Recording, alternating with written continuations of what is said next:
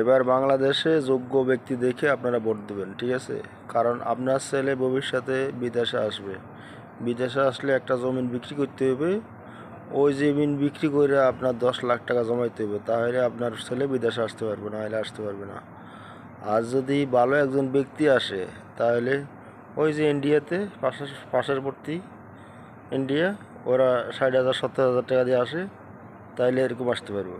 আর নেপালে মাত্র 40,000 টাকা। আর আমাদের রাষ্ট্রে বাংলাদেশে গুনতে হয় 5 লাখ টাকা এখন বর্তমানে বিষার দাম। এখন আবার শুনছি কলিং ছাড়বো, ওই কলিংয়ে জানি রেট কত টাকা ওঠে।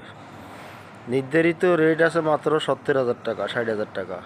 কিন্তু আমাদের বাংলাদেশে 70,000 টাকার থেকে 5 লাখ, 5.5 লাখ, কারো কাছ থেকে 6 লাখ টাকা নিয়ে যায়। কোম্পানি ভালো, ফ্যাক্টরি ভালো, বেতন ভালো, বসও ভালো। এগুলো কয়ে কয়ে মানুষের কাছ থেকে টাকার রেট নেয় বেশি। তবে আপনারা চিন্তা ভাবনা করে ভালো একজন ব্যক্তির ভোট দিবেন।